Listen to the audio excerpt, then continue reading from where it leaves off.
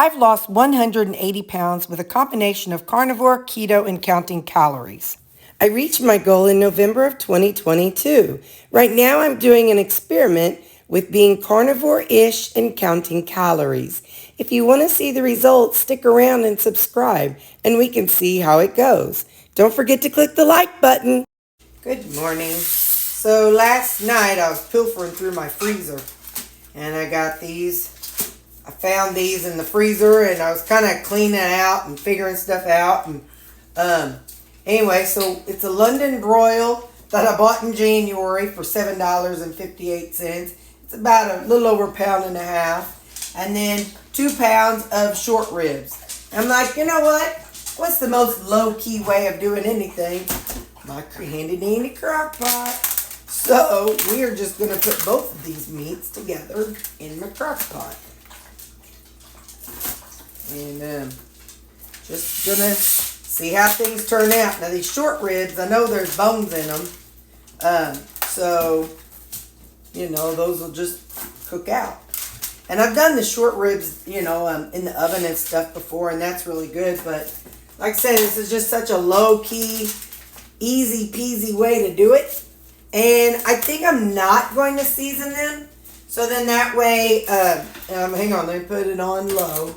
I'm going to not season them. So then whenever I'm ready to eat them, I could use it. I could season them up and put some taco meat with it with some Southwestern season. Or I could put some Italian season and put a little sprinkle of mozzarella on it or whatever. So this way I'm just making it. It's just going to be 100% just meat. So I don't know how many hours that's going to take. But it is 6 o'clock right now. So I'm running. Listen to me. I act like I actually run. Callie and I are walking the furry 5K today, but we're only doing the 1 mile fun run or fun walk. Listen, y'all, please. When I said run, I don't mean run. We're only doing the 1 mile fun walk. So anyway, so yeah, so it's. So we're going to do that, but I want to get this started before I start getting ready for it. So again, it's 6 o'clock in the morning, and it may be midnight before that's done. I have no idea, but I'll see you then. You guys, I forgot to add water. My goodness. I always add about 2/3 to a cup of water in there. Now she's going. All right, I will see you guys who knows when. Well, our London broil /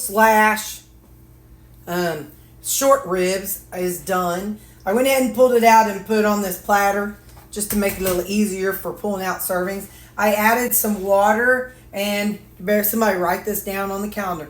Today, Terri saved broth. So I added water to it, and I'm going to save this broth. Because it's not seasoned, it can be used for so many things. So I've got it in this container, and I'll stick it in my freezer, and I'll label it unseasoned beef broth. And so I'll stick that in my freezer. I'll be right back. Okay, so now what I want to do is I want to make this in 8-ounce servings. So I'll set this on ounces and I'll zero it out. I plugged in 8 ounces, so I kind of have an idea of how that would be.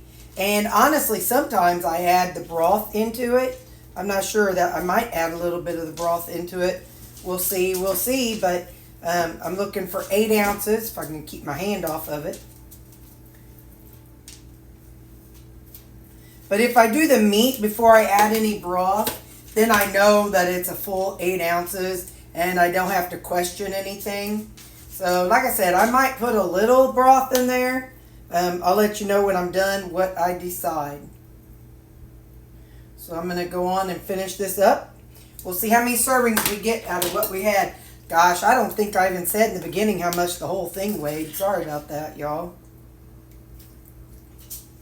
But now what you can do is you can season this, and you could make tacos out of this, or you could just, if you're not carnivore, you could make, oh my goodness, you could make, add some, you could have cooked up some onions and onions and heck yeah, peppers and rutabaga and whatever else. So this is a half. So I'll have to remember that this is a half. Well, I'll write it down in a second.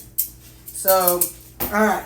So now I'm going to dump this juice into here. Go on and slide that in there too. If you know me, you know I hate getting my hands goopy. So that was a very big deal for me.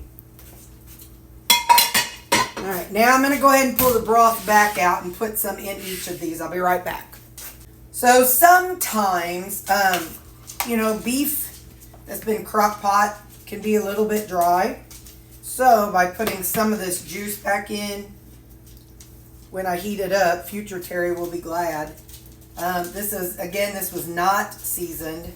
So,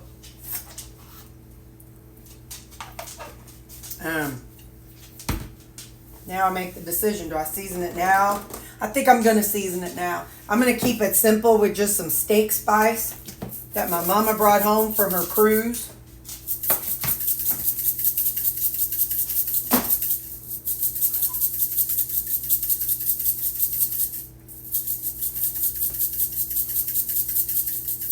And salt. I got to get this in there. You know I don't like seasonings that try to tell me how much I can have. Sometimes these seasoning holes are just too stingy. Alright, so then some salt. This is just plain old Redmond salt. I can't see it coming out. We'll give it a taste here in a second. Don't you worry, none. Don't you worry your pretty little head about it. We're going to try it. We'll try this little one.